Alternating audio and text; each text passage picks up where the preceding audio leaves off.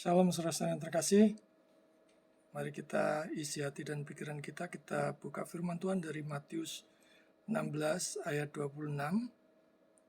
Kita akan dikuatkan kembali oleh firman Tuhan. Karena itu kita menyediakan hati dan pikiran kita untuk menggali firman Tuhan berkenaan dengan memperoleh seluruh dunia dan kehilangan nyawanya. Ini ayat yang sangat singkat sekali ya, yang bisa kita renungkan. Matius 16 ayat 26. Apa gunanya seorang memperoleh seluruh dunia tetapi kehilangan nyawanya, dan apakah yang dapat diberikannya sebagai ganti nyawanya? Saudara yang terkasih, kekekalan tidak bisa digantikan dengan yang sementara. Jangan mau terkecoh, jangan terpikat oleh hanya yang sementara sifatnya. Jangan terlalu melekat pada hal duniawi. Kita memang harus giat, rajin, dan semangat dalam hal apapun itu ya, baik pekerjaan maupun pelayanan. Tetapi arahkan itu untuk kemuliaan Tuhan. Matthew Henry mengatakan, murid Kristus yang sejati adalah orang yang mengikuti Dia dalam tugas dan akan mengikuti Dia menuju kemuliaan. Berjalan dengan cara yang sama seperti Kristus berjalan masuk, dipimpin oleh Roh-Nya, dan bernapaki langkahnya kemanapun Dia pergi. Memikul salibnya, jadi salib ada di sini untuk setiap masalah yang menimpa kita. Kita cenderung berpikir bahwa kita dapat memikul salib orang lain lebih baik daripada kita sendiri. Biarlah dia mengikut Kristus dalam pekerjaan dan tugas seorang murid. Saudara yang terkasih, hidup ini sementara. Namun setelah kematian itu ada kekekalan di sana.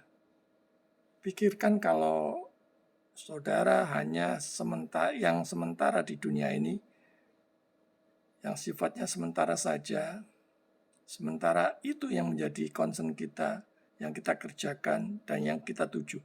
Hanya itu saja. Hanya melulu yang di dunia yang sifatnya sementara ini saja.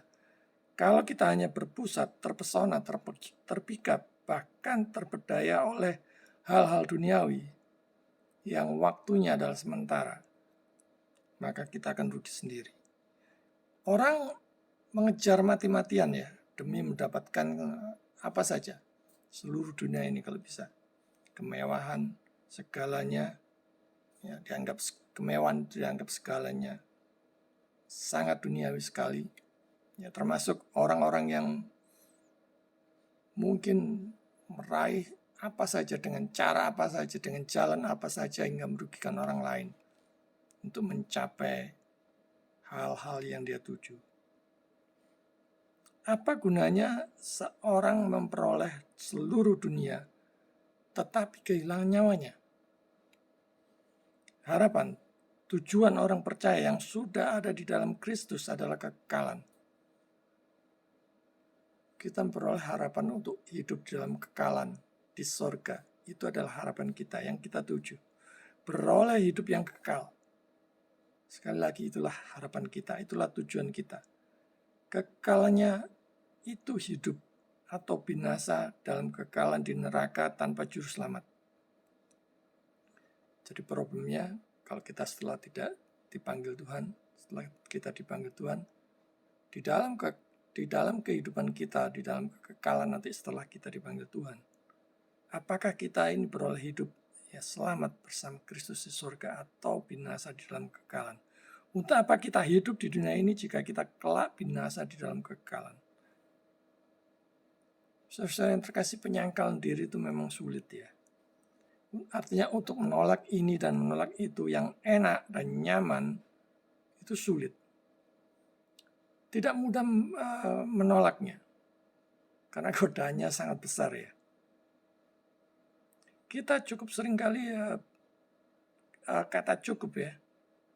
Seringkali berarti masih kurang. Ya, cukup rumah artinya ya cukup 2 atau kalau beroleh 2 cukup 3 gitu.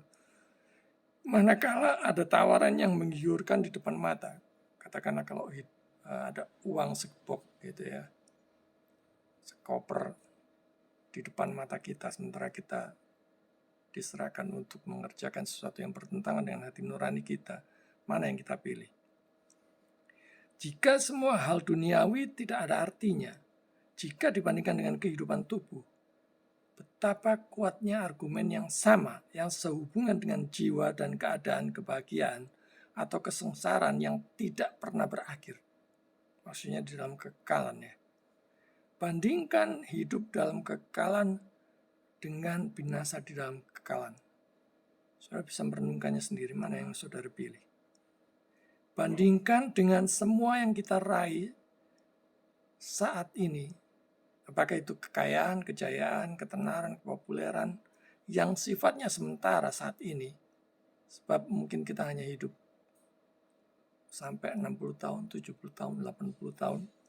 Tapi apapun itu 100 tahun sekalipun, itu adalah sementara.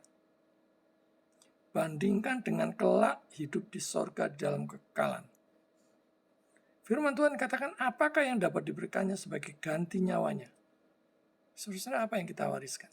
Warisan triliunan rupiah, yang seperti yang sekarang ini ramai diperbincangkan ya. Katakanlah capek-capek kerja. Renungkan, bagaimana kalau kelak itu untuk orang lain? Kelak itu justru menjadi sumber rebutan ataupun perselisihan di antara anak-anak saudara. Katakanlah itu nanti kelak akan dikuasai oleh bahkan mungkin istri muda saudara atau orang yang kepercayaan saudara yang menusuk dari belakang.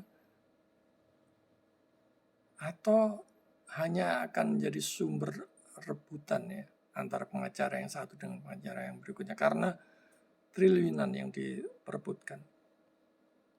Renungkan saudara-saudara. Sekali lagi Matthew Henry mengatakan, ribuan orang kehilangan jiwa mereka demi keuntungan yang paling kecil atau kesenangan yang paling tidak berharga. Bahkan seringkali hanya karena kemalasan dan kelalaian. Saudara, melekat pada hal-hal duniawi. Itu untuk apa? Untuk kepuasan, kebanggaan, atau nyumbang untuk ke sorga, atau apa? Saudara berharap untuk ke sorga, atau apa? Saudara-saudara yang terkasih, tanpa juru selamat pasti binasa. Tanpa juru selamat sekali lagi renungkanlah sesuai dengan hati nurani saudara. Apakah saudara bisa selamat? Sekalipun mungkin saudara memberikan sumbangan donasi 1 triliun atau 2 triliun. Punya juru selamat bisa bersyukur, sukacita, bisa berbuat baik. Itulah tujuannya. Kalau saat ini saudara mempunyai juru selamat, bersyukurlah, bersukacitalah, berbuat baiklah untuk Tuhan dan sesama. Sekali lagi bisa percaya kepada juru selamat itu pekerjaan Roh Kudus. Artinya ada Roh Kudus, ada buah-buah roh di sana. Ada buah-buah roh berarti bisa berbuat baik. Bukan untuk ke sorganya. Seseorang bisa berbuat baik karena ada Roh Kudus dalamnya, ada dilahir barukan. Karena imannya kepada Kristus. Perbuatan baiknya itu hanya sebagai bukti. Jadi motivasinya bukan untuk ke sorga. Karena saat seseorang percaya kepada Yesus sebagai Tuhan dan Juru Selamat, dia sudah di sorga. Meski dia masih hidup. Kaflingnya sudah ada, sudah di sorga. Yesus meyakinkan kepada penjahat di sebelahnya yang percaya. Di dalam Lukas 23 ayat 43. Hari ini juga engkau akan ada bersama-sama dengan aku di dalam Kristus. Di dalam Firdaus. Ya, meski dia belum mati. Tapi sudah di sorga. Memperoleh seluruh dunia tapi kehilangan jiwanya. Binasa selama-lamanya. Untuk apa saudara-saudara? Katakanlah mungkin saudara memiliki mobil mewah. Belasan begitu ya. Rumah mewah puluhan. Untuk apa? Kalau binasa dalam kekekalan kelak. Apa tujuan manusia meninggalkan Kristus? Itulah harga di mana setan membeli jiwa mereka. Namun satu jiwa berharga daripada seluruh dunia. Dia tahu karena Dia yang menebus mereka. Dia juga tidak akan meremehkan dunia, karena Dia yang membuatnya, menciptanya. Mari kita datang kepada Tuhan. Mari mencari belas kasihan bagi jiwanya yang binasa, bagi jiwa-jiwa yang belum mengenal juru selamat. Kita pergi, menjangkau, menawarkan berita keselamatan. Marilah kita belajar dengan benar untuk menghargai jiwa kita dan orang-orang yang kita kasih, untuk mengarahkan jiwa-jiwa mereka kepada Kristus sebagai satu-satunya juru selamat. Saudara-saudara renungkan, meski hari ini saudara punya segalanya sekalipun, mobil mewah ada di garasi, villa mewah ada di mana-mana, rumah mewah ada di mana-mana, mungkin juga mempunyai pesawat pribadi, jet pribadi, helikopter pribadi sekalipun. Kemana jiwamu setelah dipanggil Tuhan? Ke sorga atau ke neraka di dalam kekekalan? Sekalipun engkau berbuat baik ini dan itu, bahkan mungkin triliunan rupiah, seluruh dunia ini yang saudara punyai. Tetapi apakah engkau sudah punya juru selamat? Punya juru selamat, saudara pasti selamat.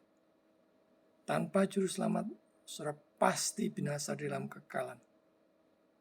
Silakan saudara menanggung sendiri seluruh dosa-dosa saudara dari lahir sampai mati. Dan ingat, upah dosa adalah maut. Perbuatan baik apapun yang saudara lakukan, lakukan semata-mata karena cinta Tuhan dengan iman kepada Yesus. Karena apapun yang sebaik apapun yang kita lakukan tanpa iman, dengan mata yang tertuju kepada Juru Selamat, semuanya sia-sia. Saudara-saudara yang terkasih, hidup ini adalah kesempatan. Kesempatan untuk memuliakan Tuhan, berbuat baik pada sesama, atau semuanya akan terlambat. Dosa, itu nikmatnya sejenak. Tapi upahnya maut, menimbulkan penderitaan. Orang Kristen kalau terus-menerus mengabaikan firman Tuhan, pasti diajar. Tidak dihukum, saudara, karena semua hukuman sudah ditanggung Kristus di kayu salib. Tapi orang di luar Kristus pasti dihukum. Jadi kita bisa membedakan ya antara dihajar dan dihukum. Jangan kalau susah sedikit, waduh aku dihukum oleh Tuhan. Padahal saudara sudah sungguh-sungguh percaya kepada Kristus. Tidak. Saudara hanya dihajar oleh Tuhan untuk membuat makin dekat dengan Tuhan. Percaya Yesus, saudara akan bersama dengan Yesus kelak di surga di dalam kekekalan. Itu seharusnya yang kita prioritaskan dalam hidup yang sementara ini. Bukan malah mengabaikan dan mengajukannya. Mulai sekarang, mari kita jalan bersama Kristus. Tuhan memberkati. Amin.